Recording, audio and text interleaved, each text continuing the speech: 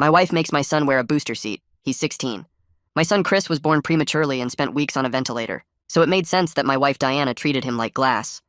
But even as he got older, stronger, healthier, she wouldn't let him do anything by himself. She'd cut his food for him, walk him to class, make him wear a bright yellow hard hat everywhere, even feed him breast milk to help him grow strong until he's 25. Chris never complained about any of it, except for the booster seat. Chris was 16 and still sitting in booster seats meant for toddlers. Every time we went anywhere, he had to use it. Didn't matter if we were going on a road trip or just driving to the grocery store. Diana insisted it was safer for teens, that the regular seatbelt didn't fit him right anyway, but I knew this was wrong. Last Tuesday, when I picked him up from school, he confessed, "Dad, everyone's calling me Baby Chris because of the booster seat. Can't you convince Mom to stop this, please?" I'd tried talking to Diana before, multiple times, but she'd always say I didn't care about Chris's safety, that anything that happened would be my fault. But the expression he wore now made something snap. When we got home, I pulled the booster seat from the car and carried it straight to the trash bin outside. Diana stood by the doorway, her face pale as she screamed, "What are you doing?" She marched down the driveway and grabbed my arm, trying to stop me, something I should have done years ago. "I'm throwing this out," I told her. "Put it back." I shook my head. "No, he's 16. He's being bullied at school. Poor kid hasn't had a friend come over in years. It all ends now." The next morning, while Diana was at book club, I called Chris down to the kitchen. I threw him an apron and grinned. "I'm going to teach you how to cook and learn everything you were supposed to learn by now." Chris blinked at me like I'd lost it. "Dad, if Mom finds out, she might actually divorce you. Then we won't let her find out. Come on." I started with scrambled eggs. Simple, hard to mess up. Except Chris did mess up. He cranked the heat too high and the eggs burned to the pan. Smoke started filling the kitchen. "Oh no, oh no, oh no." Chris grabbed the pan and burned his hand on the handle. He dropped it and it clattered onto the floor. "It's okay. Run your hand under cold water. I'll handle this," I said gently. I opened all the windows, cleaned up the mess, and we tried again.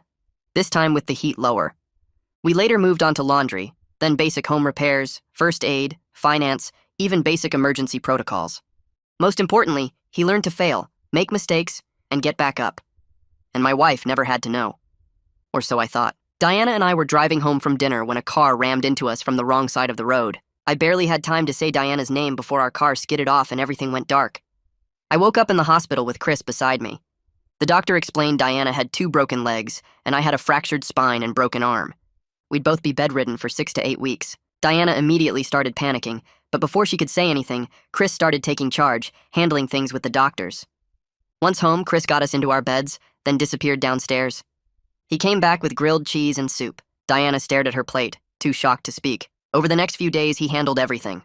Laundry, dinner, medications, all organized and on time. Then one morning, a couple weeks into recovery when we could finally move around a bit, Diana watched him in the kitchen and finally asked, "Chris, how do you know how to do all of this?" "I figured it out, Mom," he lied. "No." Her voice cracked. "You didn't just figure this out. Someone taught you." She turned to me with a hurt expression. Chris put down the kitchen knife on the cutting board. "Dad's been teaching me. For months," he admitted. "You went behind my back?" Diana's voice was barely a whisper. "He could cut himself or burn something or worse. How could you?" She screamed. That's when Chris picked the knife back up and started chopping again. 2 seconds later, he sliced his finger. Blood dripped onto the cutting board. Diana screamed, but Chris just casually walked to the sink, rinsed it under cold water, grabbed a paper towel, and applied pressure. He opened the first aid kit with his free hand, pulled out a bandage, and wrapped it properly. Then he went right back to cooking like nothing happened. "See, Mom? I'm okay. I can handle it. I'm not a kid anymore." Diana covered her face with her hands and cried. I'm sorry. I never got to be a kid growing up, Chris. My parents were monsters. I was only 8 when I had to learn to care for myself. Cook meals, laundry, dishes, enroll myself in school. I just didn't want you to grow up until you were ready. Over the next week, it felt like we were finally becoming the family we should have been all along. Then the phone rang one morning. Diana looked at the caller ID and went pale. Her hands shook as she answered the phone. "Mom? Dad?" she asked. Chris's eyes grew wide. It was them, the monster parents. They were coming here, tonight. Diana sat frozen on the couch, staring at nothing while I tried to wrap my head around what this visit would mean for us. Chris walked over from the kitchen and asked how long they planned to stay. Diana whispered the word week like she was telling us someone had died. I caught Chris's eye across the room and saw the same worry I felt sitting heavy in my chest. We'd spent months building Diana up, helping her see that Chris could handle things, and now her parents could tear all that progress down in just a few days. Diana started explaining in this shaky voice that her parents heard about the accident through some distant relative we barely talked to anymore. They insisted on coming to help take care of things since we were both still recovering. I watched her hands tremble as she picked at the blanket covering her lap, pulling at loose threads like she wanted to unravel the whole thing. Chris moved closer and quietly asked if they knew about his new skills, about all the cooking and cleaning he'd been doing. Diana shook her head fast and said they absolutely could not find out because they'd blame her for being a bad mother, for putting him in danger, for failing to protect him properly. I spent the whole afternoon trying to calm Diana down while Chris made dinner in the kitchen, but she kept spiraling deeper into panic about what her parents would say and do when they got here. She told us stories I'd never heard before in all our years of marriage. Being left completely alone for days when she was only 8 years old, learning to cook on a tiny hot plate because there was no one to teach her how to use the real stove safely, wearing the same dirty clothes to the school for weeks because no one showed her how to do laundry or even told her it needed doing. Chris stood in the doorway listening with his eyes getting wider and wider, finally understanding where his mother's fear actually came from. That evening, we scrambled around the house hiding every bit of evidence of Chris's growing independence. He put away the cookbook he'd been using to plan meals. I hid the car keys I'd been teaching him with in my nightstand drawer. We even climbed up into the attic and brought down that old booster seat, the one I'd thrown away months ago but Diana had secretly rescued and stored. Diana insisted everything needed to look exactly like she was still in complete control, still protecting Chris the way she always had, still keeping him safe from every possible danger. I hated the idea of lying and pretending, but I saw the pure terror in her eyes and agreed to play along for now. Chris stared at the booster seat sitting on the kitchen counter and protested that he thought we were finally past all this. Diana grabbed his hands and begged him to just get through this 1 week. She promised that once her parents left, things could go right back to how they'd been lately, with him cooking and helping and learning new skills every day. I walked over and squeezed his shoulder, catching his eye and mouthing the words, "Trust me," because I had absolutely no intention of letting Diana's parents undo months of real progress. We moved upstairs to set up the guest room with fresh sheets and towels when Diana suddenly started hyperventilating. She collapsed onto the bed crying that she couldn't do this, couldn't handle having them in her house. Chris ran to get her a glass of water and grabbed a paper bag from under the bathroom sink. I sat beside her holding her hand tight while we both tried to calm her down using the breathing techniques her doctor taught her. She sobbed about spending 18 years of her life trying to escape from them, and now they were coming right into her home, invading the one safe space she'd managed to build for herself. I suggested we set some ground rules before they arrived, like time limits on how long the visit would last, topics that were completely off limits for discussion and real consequences if they crossed any boundaries we set. Diana looked at me like I'd just suggested we fly to the moon without a spaceship. She said her parents had never respected a single boundary in their entire lives, and they certainly wouldn't start now. Chris pointed out that she was a grown adult now with her own family, and she had every right to protect herself and protect us from people who treated her badly. Johnny and Regina Harrington pulled up in front of our house at exactly 7 o'clock in this huge luxury car that practically screamed, "Look how much money we have." I understood instantly why Diana had turned out the way she did, why she was so scared and anxious all the time. Regina swept through our front door, already criticizing everything from the neighborhood we chose to live in to the furniture we'd picked out to the dinner Chris had nervously reheated for them. Johnny barely even looked at any of us, just walked straight to the living room and grabbed the TV remote, immediately demanding to know why we didn't have all the premium cable channels he wanted to watch. Within 10 minutes of walking through the door, Regina started firing questions at Diana about the accident.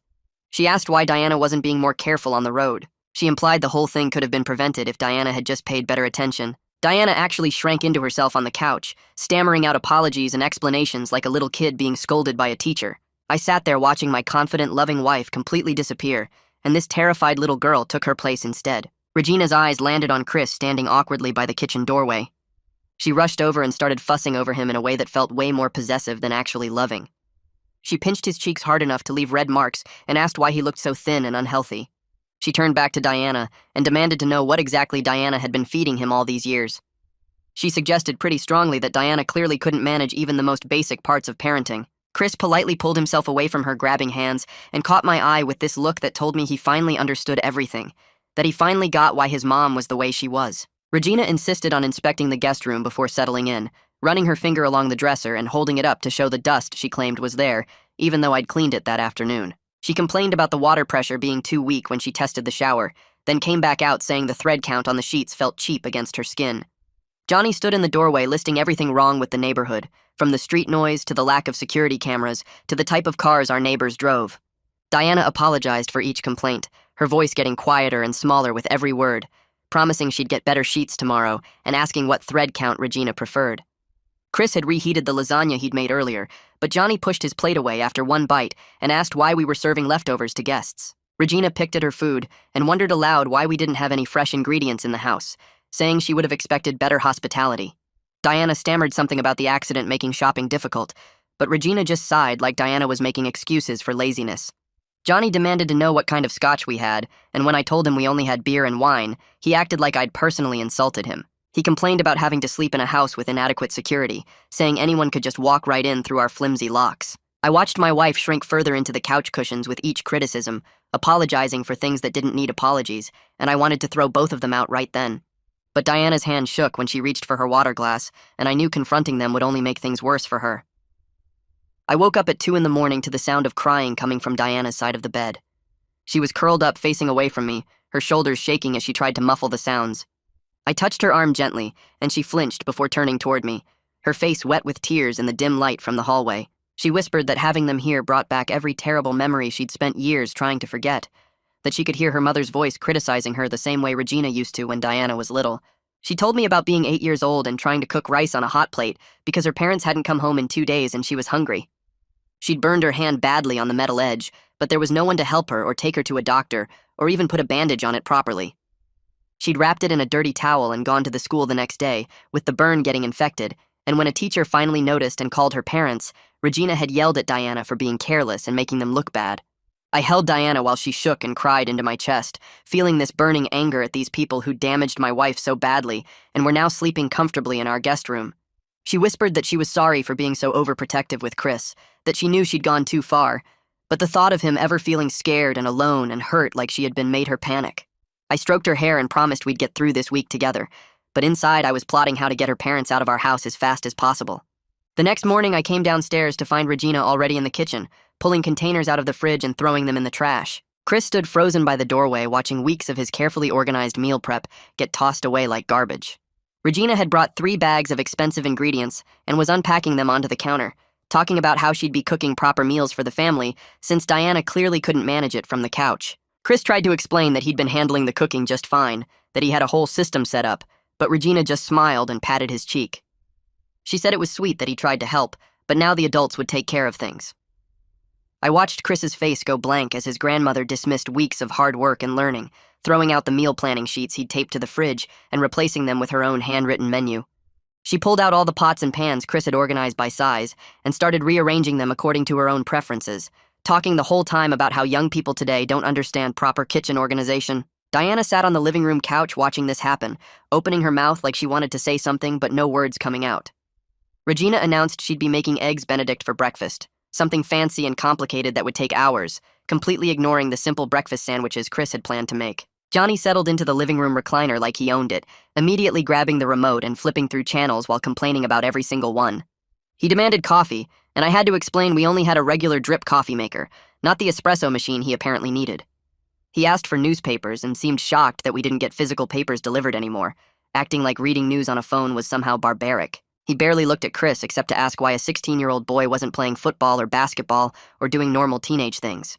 Diana started to explain about Chris being born premature and having health concerns for years, but Johnny cut her off mid-sentence. He said she'd coddled Chris into weakness, that boys need to be tough and athletic, that all this staying home and helping his injured parents were making him soft. Chris stood there taking it silently, his jaw clenched tight, while Johnny went on about how his generation knew how to raise real men. Diana tried again to defend her parenting choices, but her voice came out small and uncertain, nothing like the confident mother I'd seen her become over the past few weeks. Johnny just shook his head and changed the channel, dismissing her completely. Regina went out to my car to get something from her bags and came back holding the booster seat we'd put back in yesterday. She walked into the living room carrying it like a trophy, praising Diana for finally doing something right by keeping Chris safe. Diana's face went completely pale as Regina launched into this long lecture about modern parenting being too permissive, about how children need strict control and constant supervision until they're at least 18. She said too many parents these days let their kids run wild without proper safety measures, and she was proud that Diana at least understood the importance of car seat safety. I saw Chris's jaw clench as he realized his grandmother actually thought the booster seat was a good idea, that she was praising the exact thing that had made his life miserable. Regina kept going, talking about how teenagers think they're invincible, but their bodies are still developing and need extra protection. She suggested Diana should also consider getting Chris a helmet to wear in the car, saying she'd read about it online and it made perfect sense. Diana just nodded and murmured agreement, and I watched my wife disappear further into the scared little girl her parents had created. During breakfast, Regina criticized everything about how Diana had raised Chris over the past 16 years. She said his clothes looked sloppy and asked why Diana let him wear such casual things instead of dressing him properly. She complained about his table manners, even though he was eating perfectly normally, saying he chewed too loudly and didn't sit up straight enough. She demanded to know what extracurricular activities he did, and when Diana explained he'd been focused on recovery and helping at home, Regina acted like this was proof of failed parenting. She went on about how Chris should be in debate club and student government and volunteering, building a resume for college applications. She criticized his posture, his haircut, the way he held his fork, even the fact that he was quiet during breakfast instead of making conversation. Diana took it all silently, nodding and apologizing and promising to do better, regressing further into the scared child she must have been. Chris pushed his food around his plate, looking between his mother and grandmother with this growing understanding and anger in his eyes. I could see him putting together all the pieces of why Diana had been so overprotective, why she'd tried so hard to give him everything and keep him safe from everything. Regina kept talking about all of Diana's failures as a parent, while Diana just sat there accepting every criticism like she deserved it. I found Chris in his room later that morning, sitting on his bed staring at the wall. He looked up when I came in and asked how his mom had survived growing up with these people, his voice quiet but intense.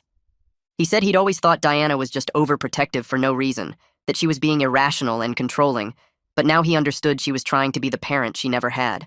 He said watching his grandmother tear his mom apart over breakfast made him see everything differently, made him realize every time Diana had held on too tight was because she remembered what it felt like when nobody held on at all.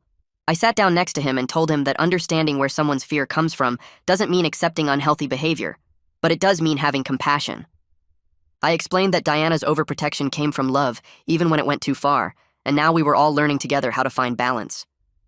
Chris nodded slowly, then asked how much longer his grandparents were staying, and I could hear the dread in his voice. Regina insisted on accompanying Diana to her physical therapy appointment that afternoon, and I watched helplessly as my wife tried to protest. Diana said she'd be fine going alone, that I could drive her, but Regina wouldn't hear it. She said Diana clearly needed support and supervision, that she couldn't trust Diana to follow the therapist's instructions properly without someone there to take notes. At the appointment, Regina dominated the conversation with the physical therapist, a woman named Nora Coleman, who'd been great with Diana for weeks. Regina questioned Nora's credentials, asking where she went to the school and how long she'd been practicing and whether she was really qualified to handle Diana's specific injuries. Nora handled it professionally, calmly explaining her background and experience, but I could see the concern in her eyes as she watched Diana shrink in her chair. Regina suggested alternative treatments she'd read about online, expensive experimental therapies that Nora gently explained weren't necessary or appropriate for Diana's recovery.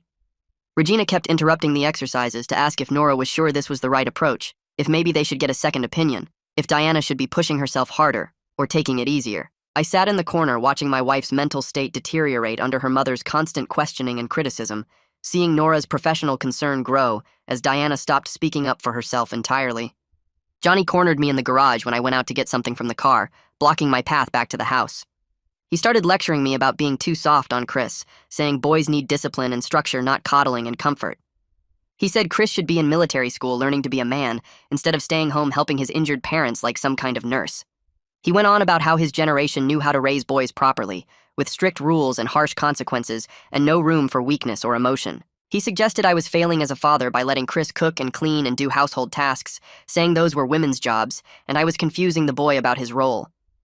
I bit my tongue so hard I tasted blood, reminding myself that losing my temper wouldn't help Diana or Chris right now. Johnny kept going, saying Chris needed sports and competition and toughening up, that all this gentle parenting nonsense was creating a generation of weak men who couldn't handle real life. I stood there taking it, my hands clenched into fists in my pockets, thinking about how this man had left his 8-year-old daughter alone for days and was now lecturing me about parenting. That afternoon, Regina reorganized our kitchen cabinets without asking anyone, throwing out half our food and replacing it with her expensive preferences. Chris stood watching silently as his meal planning system got completely destroyed. All the work he'd put into learning where everything goes dismissed as childish and wrong. He tried to explain his system to her, how he'd organize things by meal type and frequency of use, but Regina just patted his head like he was 5 years old. She said, "That's nice, dear," while continuing to rearrange everything according to her own logic, moving the plates to a different cabinet and the glasses to a higher shelf Chris couldn't reach easily. She threw out perfectly good food because it didn't meet her standards, tossing Chris's carefully portioned meal prep containers in the trash and replacing them with her fancy organic ingredients. Chris's hands shook slightly as he watched weeks of his work get undone in minutes.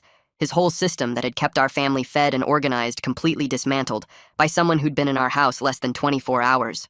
Regina moved on from the kitchen to the living room, where Diana sat on the couch with her legs propped up on pillows. I heard Regina's voice getting louder as she walked around pointing at things. She criticized the paint color on the walls, saying it was too dark and made the room feel small.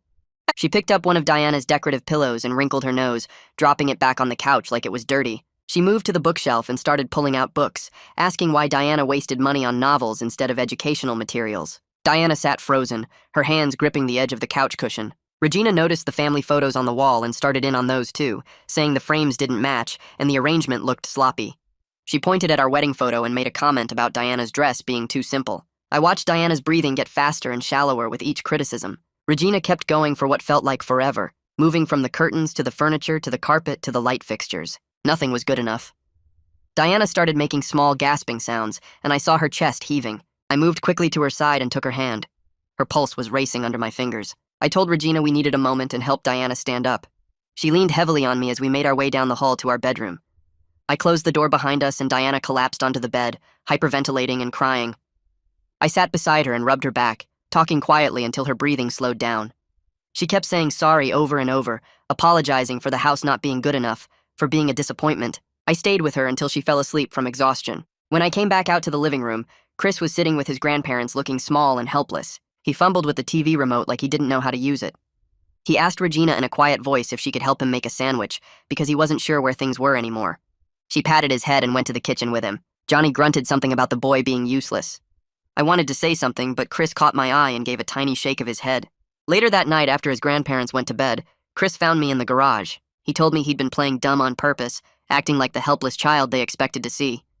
He said if they thought he was incompetent, then maybe they'd stop tearing into Diana so hard. He figured if they got what they wanted with him, they might ease up on his mom. I pulled him into a hug and told him he was a good kid, but he shouldn't have to protect his mother from her own parents. The next morning, I woke up early and went to the kitchen to start coffee. I heard voices coming from the living room and recognized Regina's sharp tone. I stopped in the hallway where they couldn't see me. Regina was standing over Diana, who sat hunched on the couch. Regina told Diana she'd thrown away her potential, that she could have been something important instead of just a wife and mother. She said Diana had been accepted to a prestigious university, but chose to get married instead. Regina's voice dripped with disgust as she talked about how Diana ruined everything Regina had planned for her. She said all those years of pushing Diana to excel in the school, all that money spent on tutors and activities, completely wasted. Diana was crying, her voice breaking as she apologized. She said she was sorry for being such a disappointment, sorry for not living up to expectations, sorry for choosing her own path. Regina kept going, listing all the ways Diana had failed to meet her standards. I heard footsteps behind me and turned to see Chris standing in the hallway. His face had gone completely white, and his hands were clenched into fists at his sides. He stared past me at the scene in the living room, watching his grandmother tear his mother apart with words. His jaw was tight, and I could see a vein pulsing in his temple. He looked at me with an expression I'd never seen before. Pure rage mixed with something that looked like understanding finally clicking into place. He turned and walked back to his room without saying anything. I followed him and found him sitting on his bed with his head in his hands. He looked up at me and said we had to do something because his grandparents were destroying his mom right in front of us. Chris started pacing his room, running his hands through his hair. He said he finally understood why Diana had held on so tight all these years. She wasn't trying to control him or keep him weak.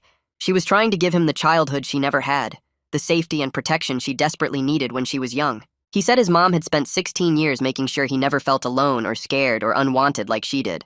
All the overprotection, all the rules, all the hovering, it was Diana's way of being the parent her own parents never were.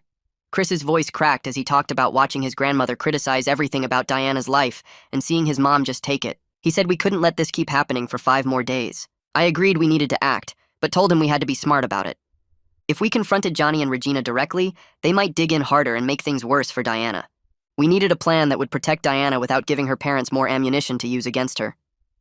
Chris nodded, and we spent a few minutes talking through options, but before we could decide anything, Johnny appeared in the doorway. He demanded I take him on a tour of the neighborhood so he could see where his grandson was growing up. I didn't want to leave Chris alone with Regina, but Johnny wasn't asking. He was telling.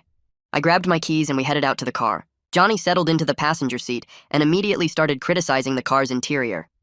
He asked why I didn't drive something newer, something that reflected better on the family.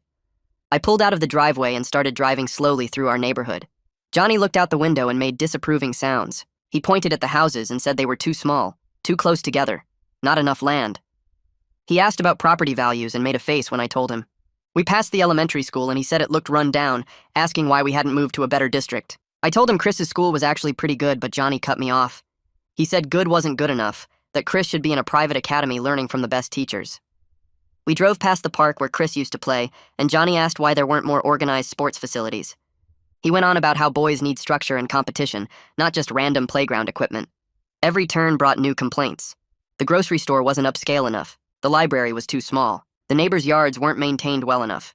Johnny told me I clearly wasn't providing adequately for my family, that Diana deserved better than this middle-class suburban life. He said she'd married beneath her potential, and it showed in every aspect of our lives. He went on about how if Diana had married someone from her own social class, someone with real ambition and earning power, she'd be living in a proper house in a proper neighborhood. I gripped the steering wheel tight and kept driving, letting him talk himself out. When we got back to the house, I walked in to find Chris standing in the kitchen staring at the trash can. His face was blank, but his hands were shaking at his sides. I looked in the trash and saw his cookbook sitting on top of the garbage, the one he'd been using to learn recipes and plan meals. Regina stood by the counter with her arms crossed, looking satisfied. She said 16-year-old boys shouldn't be cooking because it was making him soft. She said real men don't spend time in the kitchen doing women's work. Diana tried to speak up from the couch, saying Chris had been doing a great job taking care of us during recovery. Regina spun around and cut her off mid-sentence. She told Diana this was exactly the problem, that Diana clearly didn't know how to raise a proper young man. She said Chris needed discipline and masculine activities, not aprons and recipe cards. She went on about how she was going to fix the damage Diana had done, get Chris back on track to being a real man. Chris still hadn't moved, just stood there staring at his book in the trash. I saw his throat working like he was trying to swallow something down. Regina kept talking about her plans to toughen Chris up, listing all the things she thought he should be doing instead. Diana was crying quietly on the couch, but didn't try to argue anymore.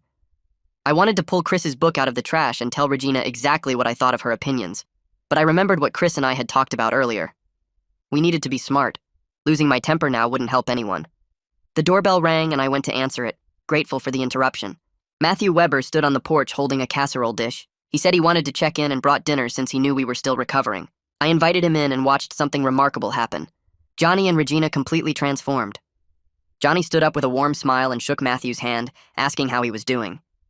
Regina came over and thanked Matthew for his thoughtfulness, gushing about what a wonderful neighbor he was. She asked about his family and seemed genuinely interested in his answers. Johnny talked about how worried they'd been when they heard about the accident, how they'd rushed right over to help their daughter and grandson. Regina put her arm around Chris and talked about how proud she was of what a capable young man he was becoming. Matthew smiled and said it was clear Chris had a loving family supporting him. Johnny and Regina kept up the performance, playing the role of concerned, doting grandparents perfectly. They asked Matthew about the neighborhood, complimented his yard, talked about community events. It was like watching completely different people. Matthew stayed for about 20 minutes making small talk before saying he needed to get home. The second the door closed behind him, Regina dropped the smile. She set the casserole on the counter and complained about having to pretend to care what the neighbors thought. Johnny went back to his chair and turned on the TV without another word. Chris stared at them both with this look of dawning realization. Later, when I was helping him with something in his room, he told me the performance explained so much. He said that's why nobody believed Diana when she was young and tried to tell people about her home life. Her parents probably acted like model citizens in public while being completely different behind closed doors. He said watching them switch it on and off so easily was one of the creepiest things he'd ever seen. That night I went looking for Diana and found her in our bedroom surrounded by old photo albums. Pictures were spread across the bed and she was crying over them. I sat down beside her and looked at the photos. Every single one showed a young Diana alone. School pictures where she looked uncomfortable in clothes that didn't fit right. Birthday photos with no other kids around. Holiday pictures where she stood by herself in front of a tree. In every image, she looked scared and small, and like she was trying to disappear. Diana picked up one photo of herself at maybe 9 years old, wearing a stained shirt and standing in what looked like an empty kitchen. She told me she'd tried so hard to be different with Chris. She wanted to give him everything she never had, make him feel safe and loved and protected every single second. She said maybe she went too far the other way, swinging from neglect to overprotection without finding the middle ground. I put my arm around her and told her she'd loved Chris the best way she knew how. She'd kept him safe and made sure he never felt alone or unwanted. Now we were all learning better together, finding the balance between protection and independence. Diana leaned against me and cried harder, saying she didn't know how to stand up to her parents. She'd spent 18 years being told she was worthless and incompetent. Even now, as an adult with her own family, she still felt like that scared little girl when they were around. I held her and told her she was stronger than she thought, that she'd already survived the worst they could do to her. The next morning, Regina announced at breakfast that she'd be taking over Chris's education. She said Diana clearly couldn't manage homeschooling from the couch, and Chris needed proper academic structure. Chris's eyes shot to mine across the table, wide with panic. Regina pulled out a notebook and started planning a schedule, talking about rigorous academics and strict discipline. She said Chris would study from 8 in the morning until 4 in the afternoon with short breaks. She listed subjects and said she'd be testing him daily to make sure he was actually learning. Diana tried to interrupt, saying Chris was doing fine in his regular school and would be going back once we were recovered. Regina waved her hand dismissively and said this was more evidence of Diana's permissive parenting. She told Diana that public school wasn't challenging enough for a boy Chris's age, that he needed private tutoring and advanced coursework. Johnny nodded along from his chair, saying the boy clearly hadn't been pushed hard enough. Regina kept planning out loud, talking about discipline and consequences for not meeting her standards. Chris looked like he might throw up. Diana tried again to protest, but her voice was weak and shaky. Regina just talked over her, saying she'd already made up her mind and would be starting Chris's new schedule tomorrow morning. I'd been biting my tongue for 2 days, but watching Regina dismiss Diana's concerns while planning to take over Chris's life made something snap inside me. Regina started in on Diana again, saying she was being weak and dramatic just like when she was a child. She told Diana to stop crying and act like an adult for once. I stood up and my chair scraped loudly against the floor. I told Regina that Diana was recovering from a serious accident and didn't need this stress. I said maybe they should consider cutting their visit short, since they clearly weren't helping the situation. The room went completely silent. Diana stared at me with wide eyes. Chris froze with his fork halfway to his mouth. Regina's mouth fell open like I'd said something in a foreign language. Johnny slowly stood up from his chair, his face turning red. I realized in that moment that no one had ever challenged them before. Diana had been too scared as a child and too traumatized as an adult. Everyone else in their lives probably saw the public performance and never witnessed the private cruelty. I'd just broken an unspoken rule that had been in place for decades. Johnny walked over to me and got right in my face, close enough that I could smell his cologne. He told me I had no right to speak to his wife that way. He said they were here to help their incompetent daughter, who clearly couldn't manage her own household. His voice was low and threatening as he listed all the ways Diana had failed, all the evidence that she needed their guidance and control. I stood my ground even though my heart was pounding. I looked him in the eye and said Diana was one of the most capable people I knew. I said she was an amazing mother and wife, and the only reason she doubted herself was because they'd spent 18 years tearing her down. I told him they'd left an 8-year-old child to raise herself, and then had the nerve to criticize how she turned out. Regina gasped like I'd physically slapped her. She clutched at her chest and made wounded sounds. Johnny's face went from red to purple. Diana sat frozen on the couch, staring at me with an expression of complete terror mixed with something that might have been hope. Johnny's face went from purple to almost black. He stepped closer and jabbed his finger toward my chest. He said if we didn't appreciate their help, maybe they should take Chris back with them where he'd learn proper discipline. He said Diana was clearly an unfit mother raising a weak, coddled boy who'd never survive in the real world. His voice got louder with each word, filling the whole room. That's when Chris walked in from the hallway. He must have heard everything. He stood in the doorway looking at his grandfather with this calm expression. He said quietly that he wasn't weak. Regina actually laughed. It was this high, mean sound. She asked what he could possibly do to prove otherwise. She looked at Johnny like they were sharing a private joke about how pathetic Chris was. I watched Chris's face change. Something shifted in his eyes. He wasn't scared or hurt. He looked determined. Chris walked past all of us straight into the kitchen. I heard a drawer open. Regina and Johnny followed him, and Diana struggled to sit up straighter on the couch to see. Chris pulled out the big chef's knife from the block. Regina made this gasping sound. Chris set it on the cutting board and opened the fridge. He pulled out vegetables and set them on the counter in a neat line. He tied on an apron and started washing his hands at the sink. His movements were smooth and sure. Regina and Johnny stood frozen in the kitchen doorway watching. Chris picked up the knife and started dicing an onion. His technique was perfect. He kept his fingers curled back and moved the blade in a steady rhythm. He explained out loud that you always use a sharp knife because dull ones slip. He said you cut away from yourself and keep your workspace clean. Regina suddenly rushed forward. She reached for the knife, saying he'd hurt himself.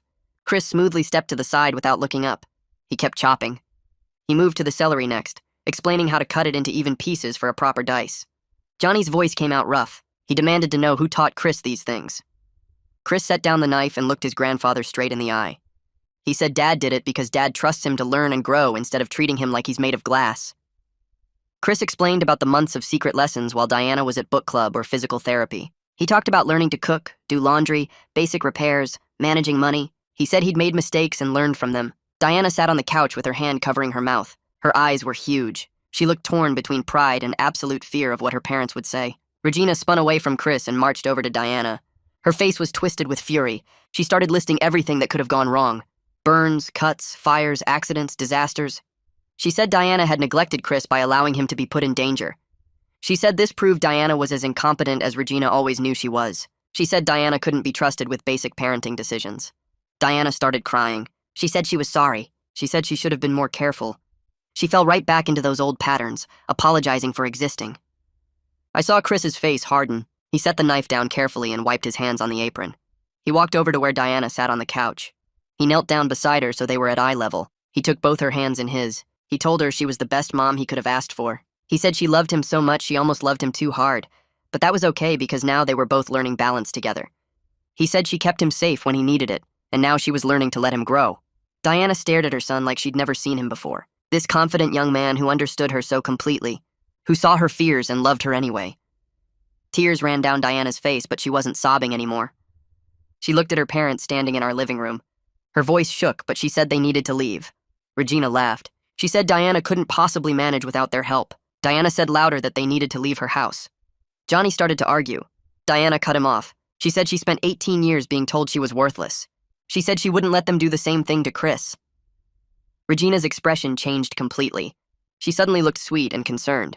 She said Diana clearly wasn't thinking straight because of the pain medication. She reached out for Diana's hand. Diana pulled away. She said she was thinking more clearly than she had in years. She said she tried so hard to be a perfect mother because she never wanted Chris to feel the way they made her feel. Alone and scared and convinced she was broken. Johnny pulled out his phone. He said he was calling Child Protective Services. He said Diana and I were endangering Chris by letting him use knives and stoves. Chris actually laughed. He pulled out his own phone and started swiping through it. He turned the screen toward his grandparents. It showed video after video of him cooking. Careful technique, growing confidence, no injuries. Chris said the only danger to him was growing up thinking he was too fragile to handle normal life. Diana's voice got stronger. She started telling stories Chris and I had never heard. Being locked in her room for days as punishment. Having to steal food from the cafeteria at the school because there was nothing at home. Wearing the same clothes for weeks because no one taught her to do laundry. Regina tried to interrupt, but Diana kept talking. Years of suppressed truth poured out of her. She said she forgave them for being terrible parents, but she wouldn't let them be terrible grandparents too. Regina broke down crying. She said Diana was being cruel and unfair. She said they did their best with limited resources. Diana said quietly that having money for luxury cars and expensive ingredients now proved they had resources back then. They just chose not to use them on her. Johnny grabbed Regina's arm. He said they were leaving. He said Diana was clearly ungrateful and they wouldn't stay where they weren't appreciated. Chris moved to block the doorway before Johnny could take another step. He stood there with his shoulders back and his chin up in a way I'd never seen before. He looked at his grandparents and started talking in this calm, steady voice that didn't sound like my 16-year-old son at all. He said his mom spent his whole life trying to protect him from feeling unwanted. He said he was grateful for that even if she went overboard sometimes. He said he wasn't weak or coddled like they thought. He said he was loved and there was a huge difference between those things. Johnny's face went red, and he tried to push past Chris toward the door. I stepped up beside my son, and together we formed a wall they couldn't get through. I pulled out my phone and told them they could leave peacefully right now, or I'd call the police and have them removed for trespassing. Regina started sputtering about family loyalty and respect, and how dare we treat them this way. Diana's voice came from behind us on the couch. She said respect goes both ways, and they never respected her. Regina's expression changed completely. Tears started running down her face, and she turned to Chris with her hands out. She said she only wanted what was best for him. She said she loved him so much and just wanted to help. Chris looked at her without moving. He said if this was what her love looked like, then he didn't want it. The words hit Regina like I'd punched her in the stomach.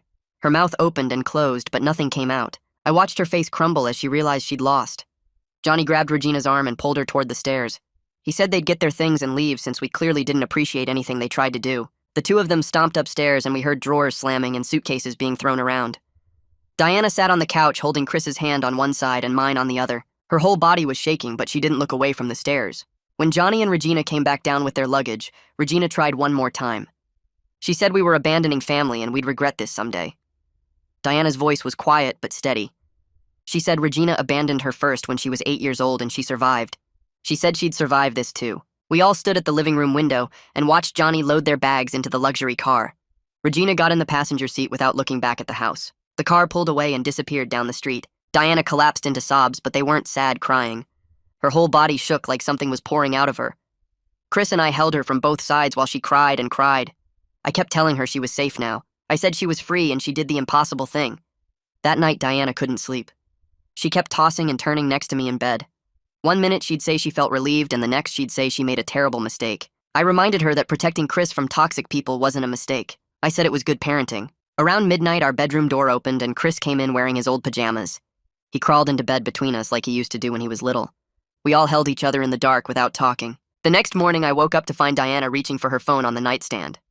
Her hands were shaking as she started to dial. I gently took the phone away and asked what she was doing. She said she needed to call her parents and apologize. I reminded her why they had to leave. I reminded her what they were doing to her and to Chris. She started crying, but she nodded.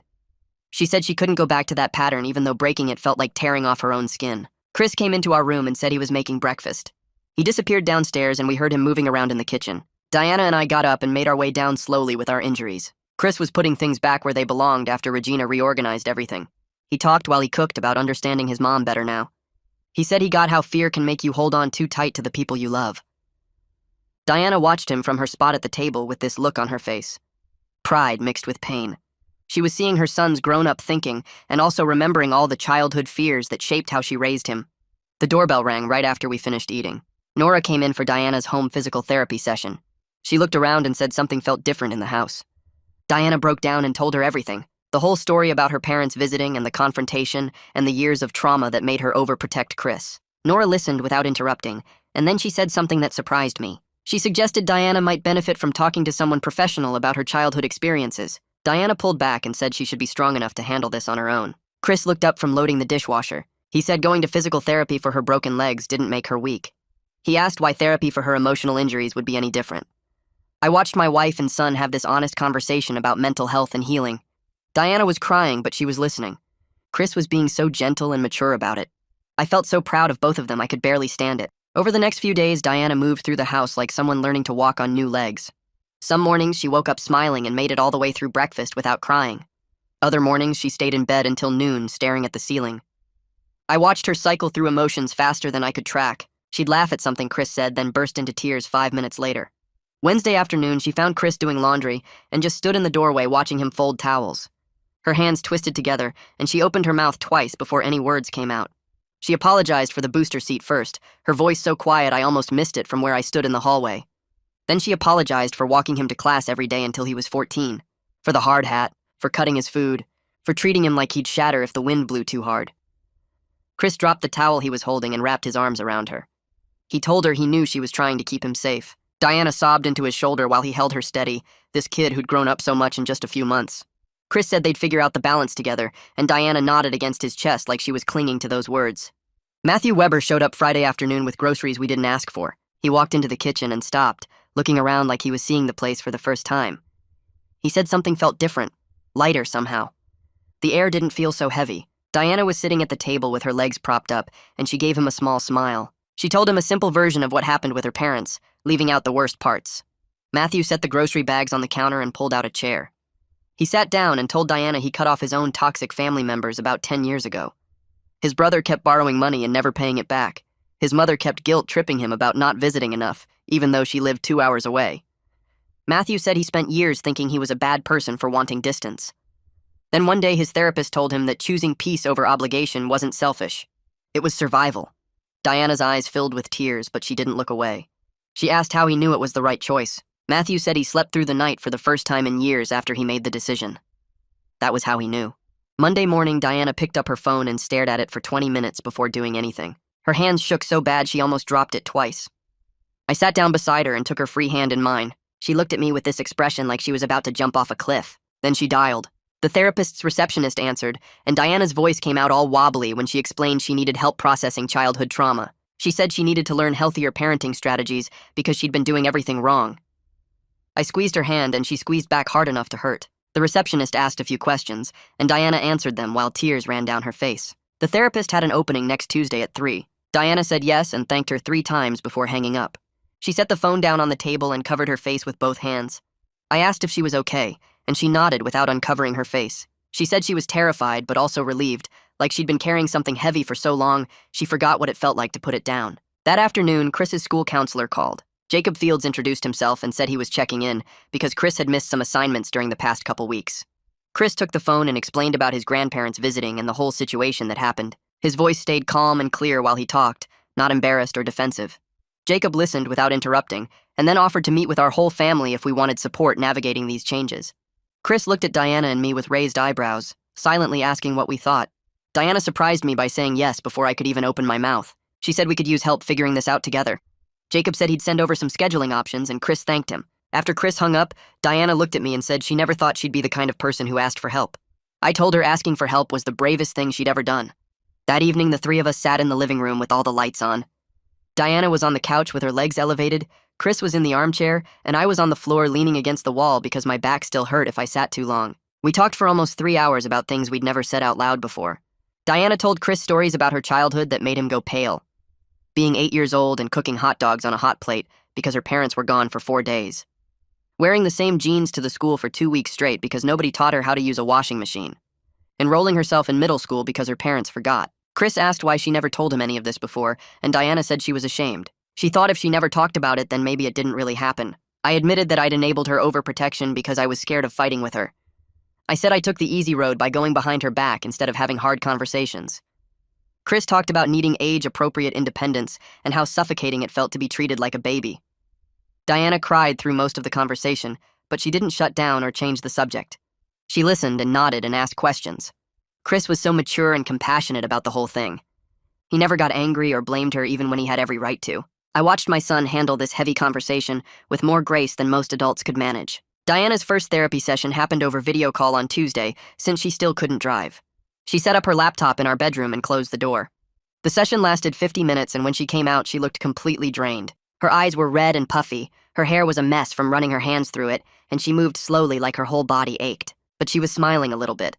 She told us the therapist validated her feelings about her parents and explained how childhood neglect often leads to overprotective parenting. Diana said just having a name for the pattern made her feel less crazy.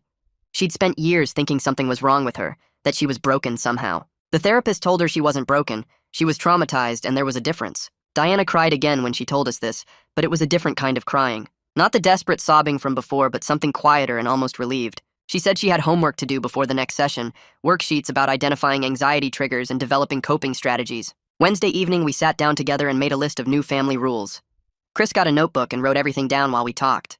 Diana said Chris could have more independence, but he needed to check in regularly so she wouldn't spiral into panic. Chris agreed and said he understood that building trust took time. I promised to speak up when I disagreed with something, instead of going behind Diana's back. Diana promised to work on managing her anxiety instead of controlling Chris's environment. We spent an hour hashing out details and compromises. Chris could cook dinner 3 nights a week, but Diana needed to know the menu ahead of time. Chris could do his own laundry, but Diana wanted to see that he was doing it correctly at first. Chris could hang out with friends, but he needed to text when he got there and when he was leaving. We wrote everything down in clear, simple language, and then Chris tore the page out of the notebook. We walked to the kitchen together, and Diana taped it to the fridge with 4 magnets, 1 in each corner. She stepped back and looked at it for a long moment. Then she said it felt real now, seeing it written down like that. A visible commitment to change. Thursday morning, Chris asked if he could start studying for his driver's permit now that things were calmer. Diana's whole body went rigid, and her mouth opened to say no. I watched her catch herself mid-breath. She closed her mouth and took 3 deep breaths like her therapist had taught her. Then she said she needed to think about it instead of giving an automatic refusal. Chris's face lit up with the biggest smile I'd seen in weeks. He told her that was progress, and Diana laughed through fresh tears. She said it felt like progress too, even though every cell in her body was screaming to say no and lock him in his room forever. Chris hugged her and said he knew this was hard for her. Diana held onto him tight and said she was trying so hard to let go without letting go completely. The neighbor stopped by Friday with more groceries. She mentioned seeing Diana's parents leaving earlier in the week and asked if everything was okay. Diana paused with a bag of apples in her hand. Then she said honestly that it was better than okay. She explained that sometimes you have to remove toxic people from your life, even if they're family. The neighbor nodded and said she did the same thing with her sister about 5 years ago. Her sister kept stirring up drama at every family gathering and making everyone miserable. The neighbor said cutting her off was the hardest decision she ever made, but also the most peaceful. Diana thanked her for sharing that, and the neighbor squeezed her shoulder before leaving. Saturday afternoon, Diana was reading on the couch when Chris started making dinner. She heard the knife hitting the cutting board, and her head snapped up. She was on her feet before I could even register what was happening, moving faster than she should with her injuries. She grabbed the knife out of Chris's hand mid-chop and held it away from him. Chris stood there with his hands up, looking startled. Then he said her name gently and reminded her of their new agreement. Diana froze with the knife in her hand, her chest heaving. She looked at Chris, then at me, then back at Chris. She forced herself to give him the knife back and took 2 steps backward. Her hands were shaking and she wrapped her arms around herself like she was physically holding herself back. Chris went back to chopping vegetables and Diana watched with her jaw clenched tight. I could see her fighting every instinct to rush over and take the knife away again.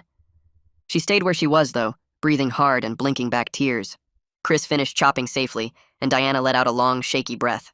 I watched her learning to trust in real time, one terrifying moment at a time. 2 weeks passed with Diana working through therapy sessions and slowly releasing her grip on every aspect of Chris's life. She still had moments where the old panic took over, but they got shorter each time. One evening after dinner, Chris cleared the table and left us alone in the living room. Diana turned to me with tired eyes and said she knew she went too far trying to keep Chris safe. Her voice shook when she admitted she was scared of swinging too far the other way now, of becoming careless or neglectful like her own parents.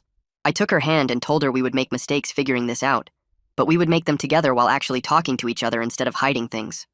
She nodded and squeezed my hand tight, saying that felt like something she could do. The next evening, Diana picked up her phone and stared at it for 10 minutes before finally dialing her parents' number. I sat beside her as she told them calmly that she needed space to work on herself and her family. Regina's voice came through the speaker sharp and angry, trying every guilt trip she knew. Diana's whole body shook, but she held firm and said she would reach out when and if she was ready. She hung up and immediately the phone started ringing again. Diana stared at the screen showing her mother's name flashing over and over. She turned the phone off completely and set it face down on the coffee table. Her hands trembled for a good 5 minutes afterward, but she did not turn the phone back on or give in to the urge to call back and apologize. Chris came downstairs later and saw the phone still sitting there dark and silent. He hugged his mom without saying anything, and she held on to him like he was the only solid thing in a spinning world. The following week, Chris passed his driver's permit test on the first try.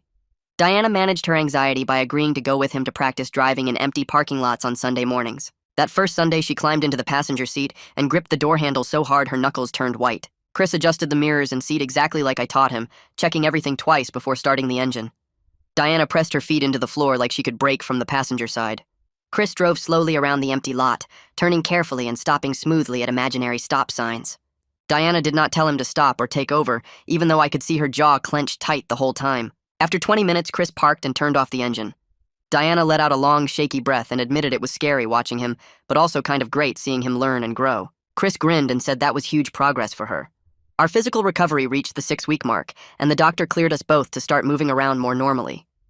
Diana joked that now she had no excuse to avoid doing things herself. Chris shot back that he was not going back to booster seats no matter what. The laughter that followed felt real and light, like we were finally becoming the family we should have been all along.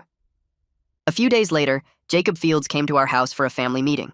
He helped us create strategies for managing Diana's anxiety when it spiked and supporting Chris's growing independence without leaving him completely on his own. Jacob praised the progress we made in such a short time and reminded us that healing was not a straight line. There would be good days and hard days and sometimes really bad days mixed in. Diana cried but nodded, accepting that this was a journey without a clear endpoint. Jacob gave us worksheets and breathing exercises and a plan for checking in with each other when things got tough. He said the fact that we were all willing to work together meant we were already halfway there. 3 months after the accident, Chris got his driver's license and asked if he could drive himself to the school. Diana's immediate reaction was panic, but she caught herself and took 3 deep breaths before saying yes. That first morning, Diana and I stood on the porch watching Chris load his backpack into the car. Diana was crying but smiling at the same time, holding my hand so tight I lost feeling in my fingers. Chris backed carefully out of the driveway exactly like I taught him, checking his mirrors and turning his head to look for obstacles. He waved at us through the window before driving away down the street, confident and capable, and finally free to be the young man he was becoming. Diana whispered that we did it. We were actually letting him grow up. I kissed her temple and said we were all growing up together. For the first time in years, our family felt whole and healthy and real, built on trust instead of fear and love that made space for independence instead of crushing it.